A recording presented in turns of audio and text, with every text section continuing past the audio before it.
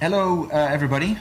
Today we are here with Deon, and we're going to have a conversation with Deon regarding shipping of a South African registered vehicle to the EU. And Deon, just introduce yourself and tell us where you are right now. Thanks for having us, Dennis. I'm Deon, and with my wife, Tilla, we bought one of your Iveco Discoverer extreme motorhomes. And over a period of time, we've made the decision to ship to Europe and beyond. So we've been owners of this Iveco for, about 3-4 years now. And from what was just normal sort of trips in South Africa, it's evolved into an overland trip. So we're planning to overland for the next 10 years or however long our health allows us to do that. Okay, great. So I know Tilla isn't there right now. You are by yourself. Yes. So, and did you say where you were right now? That might be interesting. Sorry, yes, we are in Sweden. Well, I'm in Sweden at the moment. I'm making my way to Oslo. Tilla will be flying back from South Africa next week, and I'll pick her up at the airport, and from there we're going through Norway. So that's the immediate plan at this stage. I'm parked in Malmo at the moment, which is just across the sea from Copenhagen, and it's a very nice, beautiful port city in the southern part of Sweden. Yeah, it's a beautiful part of the world there. It is. So it's stunning for overlanding and traveling. Scandinavia, yes, fantastic. Absolutely, yes. All right, Deon, let's have a chat about. You have a South African registered overlanding motorhome, and you decided to ship it to the EU instead of driving it to the EU. And I think that's a nice topic for the listeners to listen to, and how everything happened around it. Yes. So I think we must start. And I know you've done lots of camping in Botswana and South Africa, and you decided to do a motorhome. I think that's a topic on its own. Why a motorhome? But if we can just go into, when did you actually decide to ship it? Where was that changeover from driving, or maybe you never had the thought of driving it? Where did the whole shipping thing come in? What was the thought behind shipping?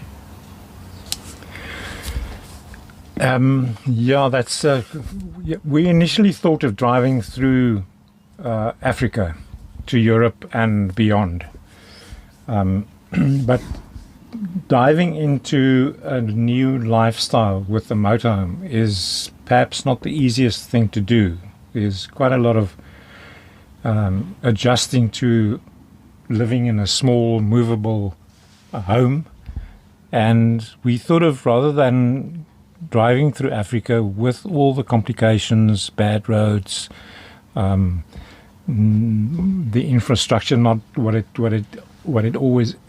should be, we thought we'll rather ship to Europe and arrive in, let's call it civilized environment, and then ease into the whole motorhome living concept, and that will probably make it easier. So that's why we decided to ship to Europe. We looked at the cost of shipping against driving up through Africa, and if you look at your petrol costs and wear and tear in your vehicle, and all the other factors, hassles at borders and that sort of thing, we came to the conclusion that it costs more or less the same.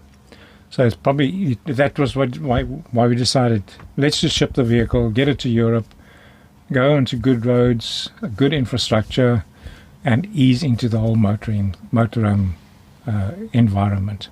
So that's the main reason why we decided to ship and not to drive through Africa. That's very interesting. I've not heard that particular opinion before, and it's interesting. it sets you up. I think it's a wise decision because it sets you up for success rather than going into a harsh environment and that there's bigger chance of failure. So yeah, no, nice one. I like that. That's what we thought too. Looking at motorhoming on a full-time basis, it's not a full-time holiday, and many people forget that it's not an ongoing holiday. Yes, there are elements of doing the touristy stuff, but it's hard work as well. You've got to plan your day, you've got to plan your week, you've got to plan a few months ahead. So it's and the small things like, are you okay with your electricity, water, fuel, all that sort of thing. So we decided not to do it the hard way first, but to try and ease into it. That's not saying that it's easy, but it's most definitely easier to start off with all the infrastructure around you. And in Europe, motorhoming is a big thing. So it's not uncommon to see motorhomes all over the place. And the towns and cities are geared to accommodate motorhomes. So that makes it easier as well. Great. For the shipping, so when you decided on shipping, did you have an expectation of the whole process in mind? So obviously you've never done it before. It was brand new to you, and you I'm sure you had a type of expectation how it was going to go. And I would love to hear from you what your expectation in the beginning was and how it actually turned out in the end. I suppose the end is when you pick up your vehicle in Europe. That's probably the end of the process. So how was that expectation compared to reality for the whole shipping process? The thing is, with a vehicle like the Iveco that we are driving, it's a big vehicle. It doesn't fit into a container. So the only way to get your vehicle to the other side of the pond is to put it on a row ship, roll on, roll off, which means you drive your vehicle onto the vessel, and it's secured inside the hold, and it's driven off on the other side. So that was the one thing that we realized early on. Then one does a bit of research. Fortunately, we had friends of ours who have done it before us. Mac McLaren and his wife Linda has done it with a larger vehicle than ours. So we had a bit of experience to fall back on.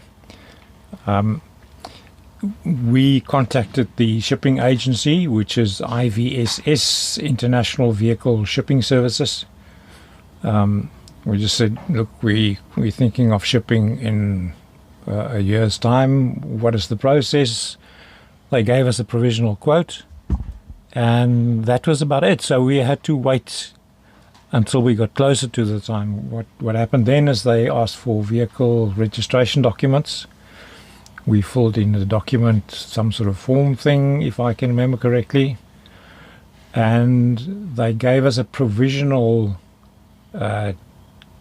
month in which they expect a vehicle ship, whatever you call them, to arrive in Durban. Durban is the only ro-ro port in South Africa. So we couldn't ship from Port Elizabeth or from Cape Town, for instance. Closer to the time, they gave us a more accurate date,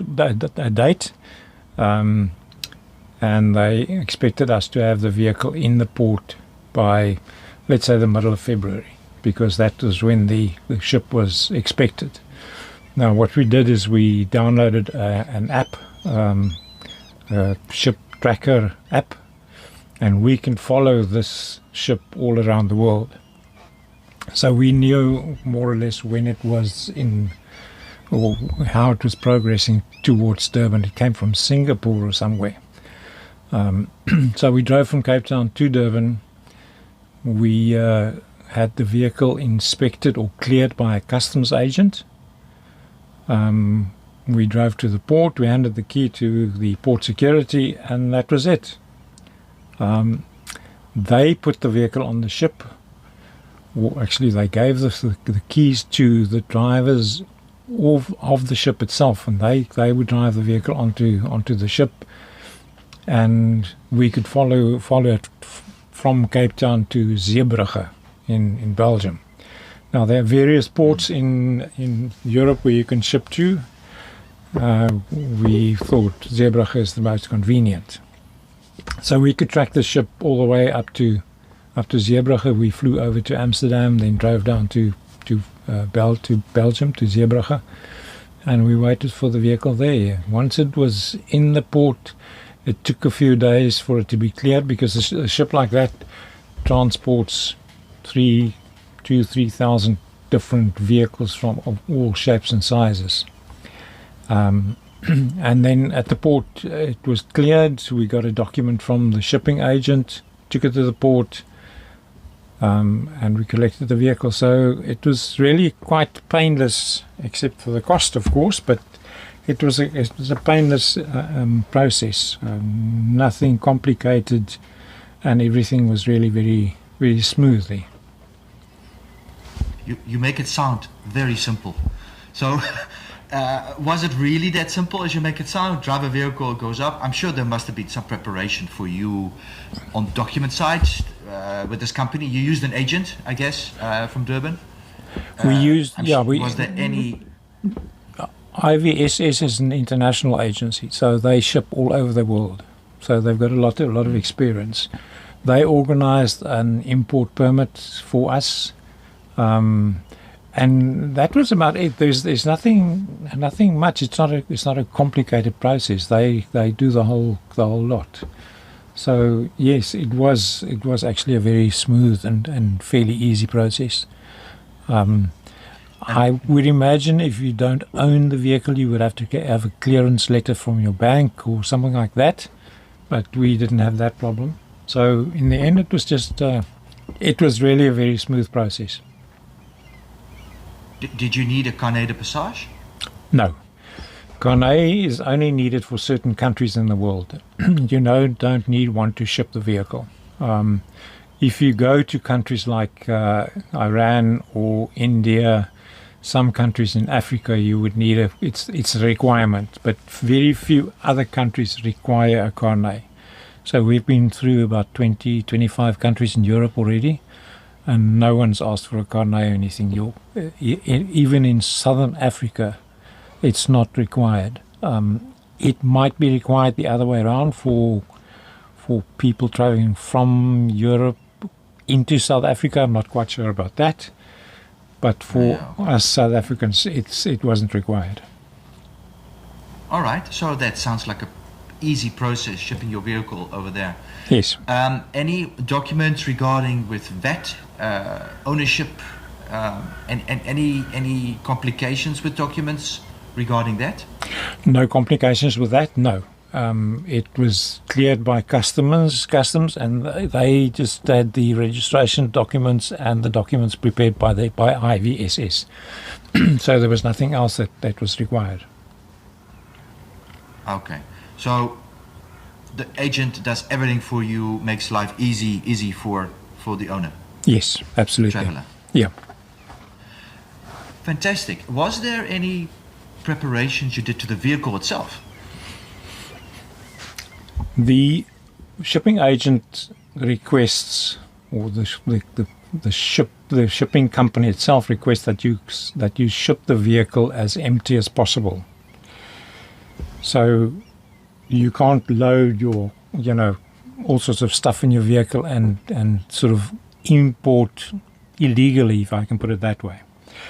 But since it's a camper or a motorhome, things like a table and chairs and, let's say, a washing machine, if you want to have one of those portable ones, those would be allowed.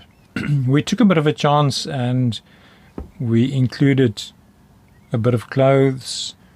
We bought some non-perishable groceries in South Africa, spices and so on. We put that in the vehicle. Some Mrs. Ball's chutney. Yeah, some say absolutely. But apart from that, no, nothing else was required. The vehicle was not checked in the port.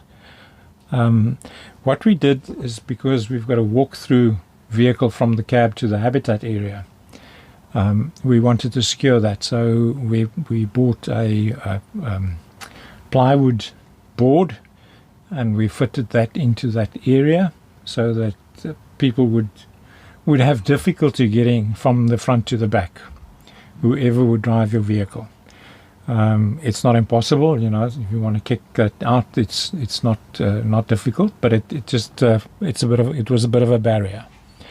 Then we also did not leave any keys to the habitat or the boxes on the underside of the vehicle.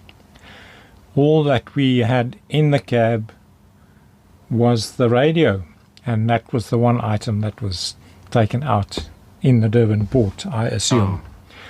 But apart from that, we cleaned the cab. There was nothing in there, except then, of course, the radio, which was quite neatly taken out. So such a shame. Yeah, no hassle with that as well. There are other areas where, if you ship to South America, for instance, I believe that you are required to leave the keys of your habitat area as well.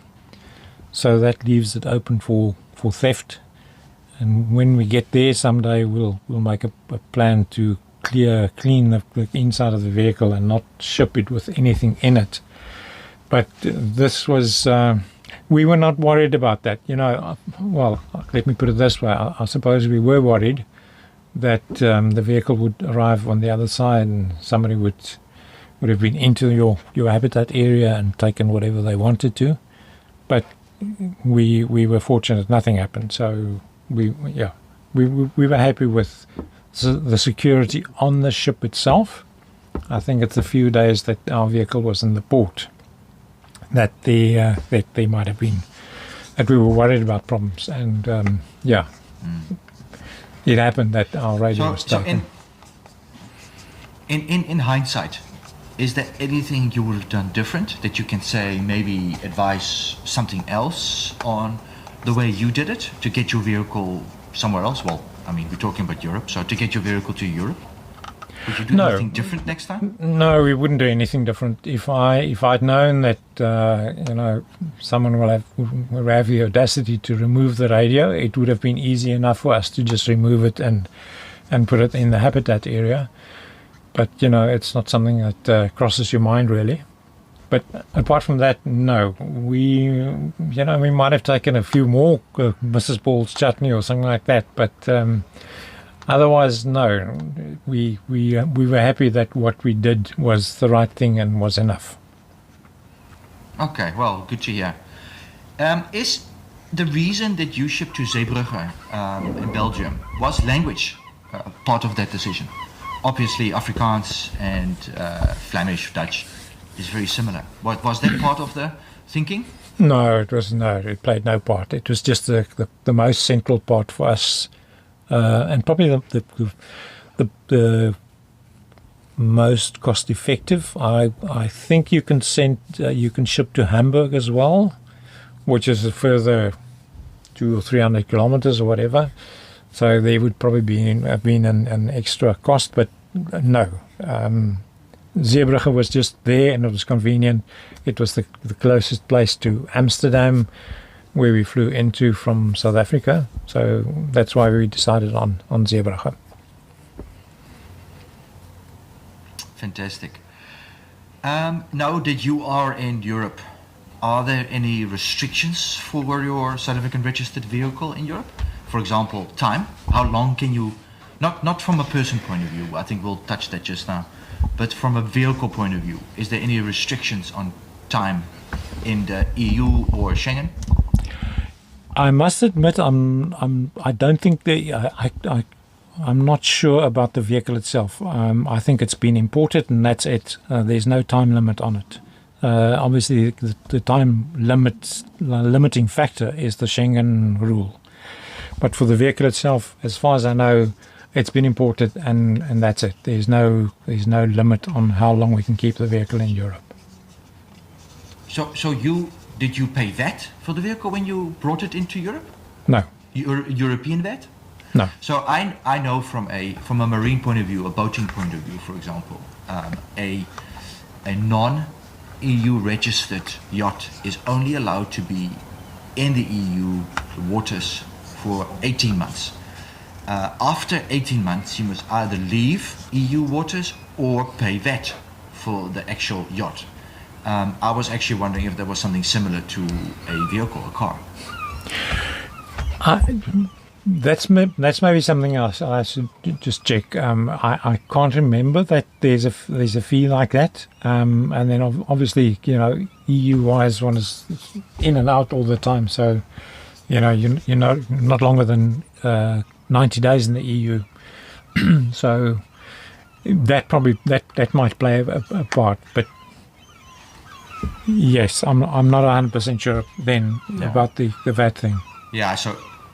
Yeah, on that, obviously the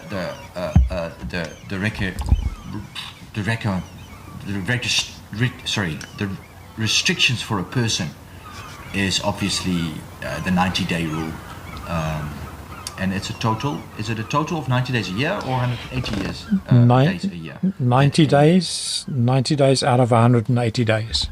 So for each 180 days, you may only be in the Schengen area for 90 days. Yeah, and that's person. That's got nothing to do with the vehicle. That's you as a person. That's you as a person, yes. Okay. So that's what everybody calls the Schengen shuffle. Quite a thing to deal with, I guess. It's a hassle. It's a shuffle, but it's a hassle. It's really a hassle. It would have been so much easier to start in Belgium and make your way through France and Spain, Portugal, and so on, and then once you've finished with Europe, you can carry on and go wherever else you want to go.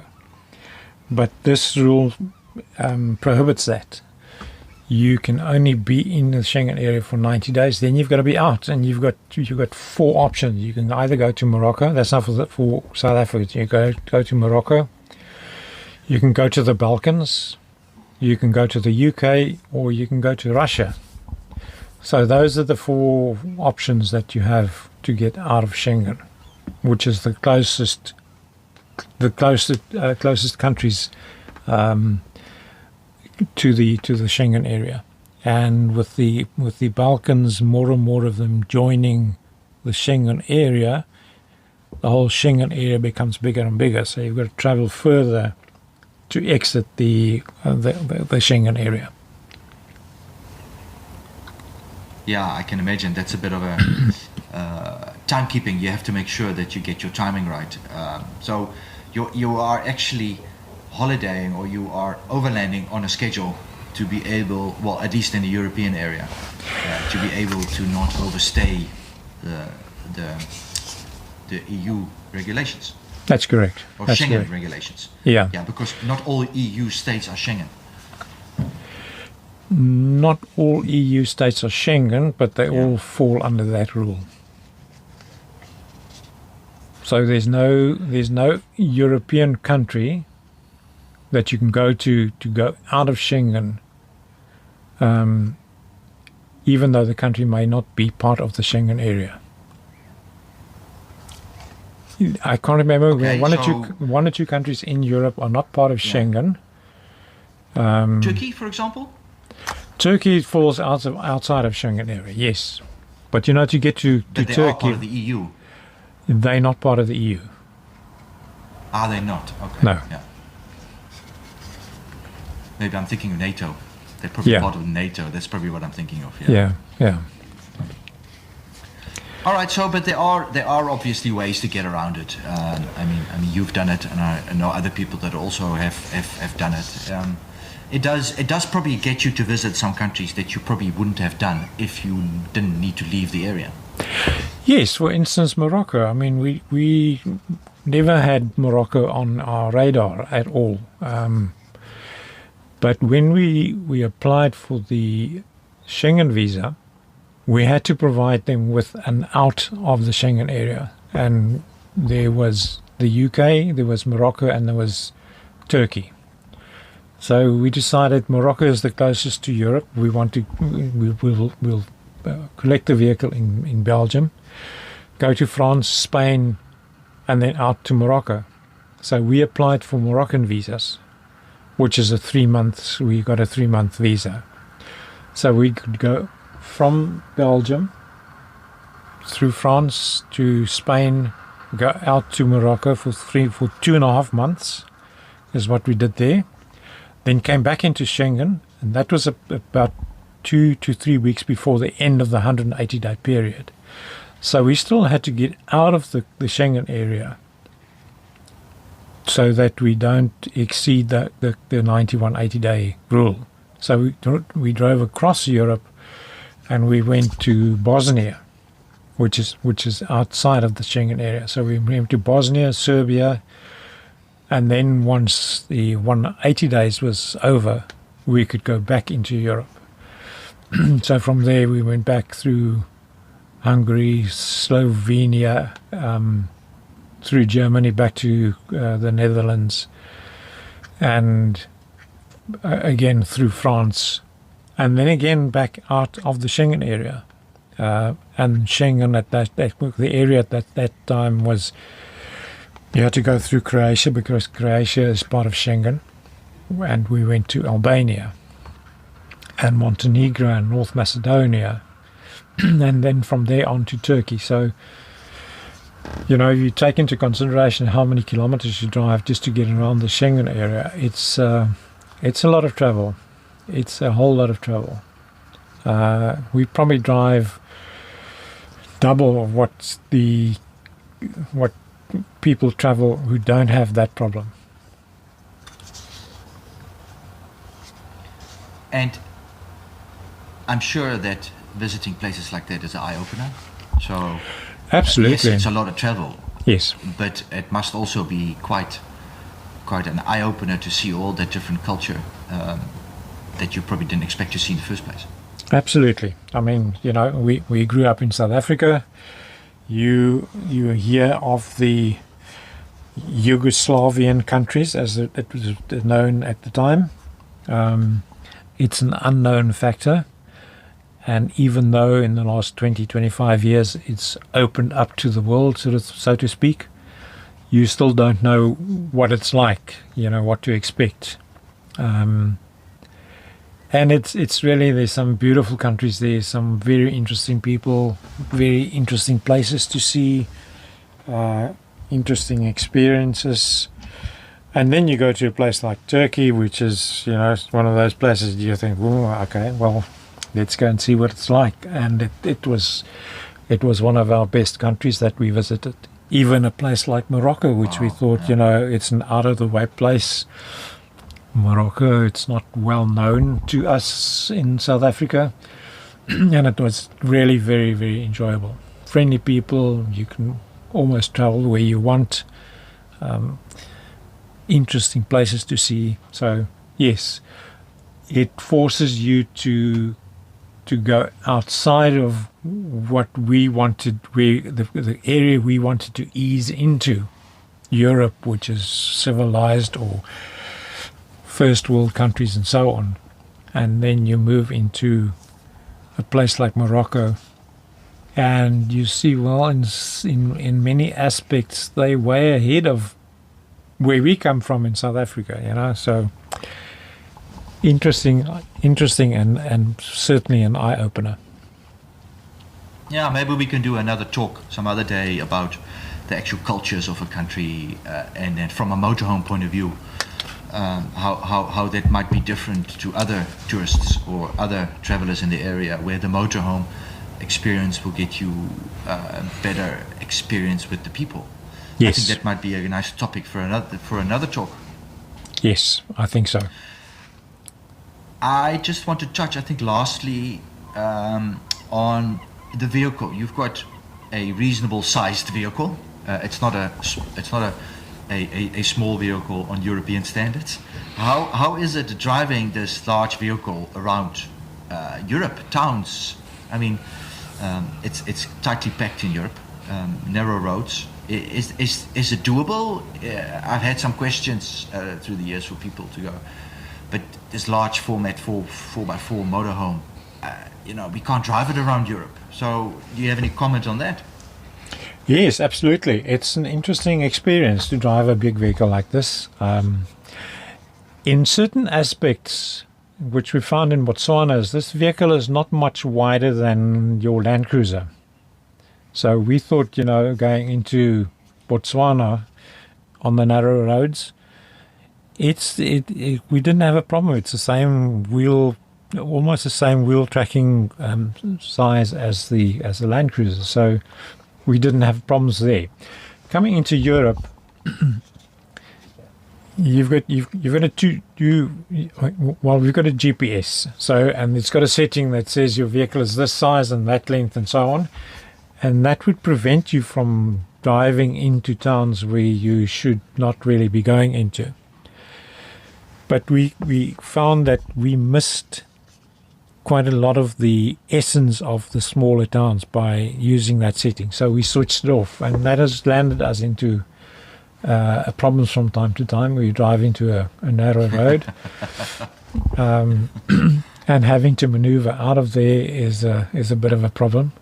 But not really. I think if you look at anything bigger than this, you will have a problem. We met up with an Australian couple the other day, and they've got a 12-ton or whatever ton man truck, and I can see that that's not the sort of vehicle I would like to drive on these roads. It's just way too big. It's nice and comfortable to have a big vehicle like that, but it will certainly you will certainly have problems getting in everywhere. Our vehicle is not much bigger than the normal or quite a few delivery trucks in the towns or cities in Europe. So wherever they go, we can go too. And when we drive, you drive down a street and you think, well, sure, the street is narrow. And then you see a bus coming the other way, and you think, well, if the bus can go down this road, why not us too? So, yes, as I say, we've come across once or twice in narrow spots.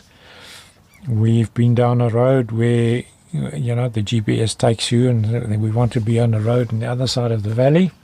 And halfway down this narrow road, we came across a sign that says height restriction 2 meters. 2 meters? 2 meters, yeah. That's not much. No, just through normal cars can go through there. So we were, once we got down to where this little tunnel was, we had to turn around. And at the time we got there were no other vehicles. There was a narrow space for us to turn around. And once we started that maneuver, cars just piled up from every side of the road. So it's a bit embarrassing, but you learn to just look the other way and do your thing and drive off. That's just how it is. But no, this vehicle is not that much bigger than. It's not too big to drive on the roads here. We have found that it's sometimes to our advantage, because one can intimidate, especially if you drive in countries where your road users do what they want, like in Morocco. So they do what they want, we intimidate back, and that works for us. In Europe itself, so there's a bit of no standoff. You standoff. are the winner in a standoff. Exactly. we go, and they must just get out of the way. So, and we've used that to our advantage. In Europe, people are much more patient. Not like back home, where that seems to be. It doesn't seem to be part of a motorist makeup to be patient. People give, if you want to turn into a highway, everybody waits for you. So there's, people are good road users here. And if you get into a sticky situation, we haven't had many problems with the roads here. Excellent. I think that covers the topic that I think we wanted to talk about today. Very insightful. And it's definitely, listening to you, a recommendation to use an agent. Absolutely. If you want to ship your motorhome to Europe or anywhere else, I'm sure it's possible to do it by yourself, but the way you make it sound, how easy it is with an agent, I think that's definitely the recommendation. It seems peace of mind like that. I'm not sure you can do all of shipping by yourself. I think you have to use an agent in some other Somewhere stage. along the line, Yeah. But it's I think it's worth paying the fee, whatever the fee is, to use an agent. It's just you have peace of mind, and you have experienced people doing this, like IVSS. It's just way better to do it that way. Deon, thank you very much. It was a fantastic conversation, and it's amazing what technology can do for us. You were sitting all the way in Scandinavia, and I'm here in Cape Town, and we can have a conversation like this, Absolutely. as if you're sitting next to me. Fantastic. Yes, absolutely. Definitely like it. We must do this again. Yes, let's do All right, that. Deon. I'm happy to share a lot of what we're doing, and yes, let's do that. Thanks for having us, and we'll chat soon. May I also say to the listeners that the beauty of this conversation is also held on Deon's side in a motorhome.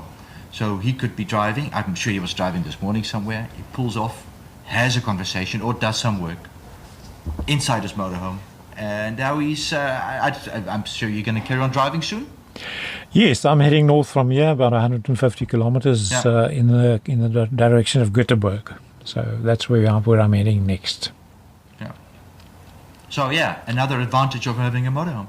Absolutely. All right, Deon. Thanks Dennis. very much. We'll talk again, and enjoy the rest of your day. Thanks, Dennis. Take care there. Thank you.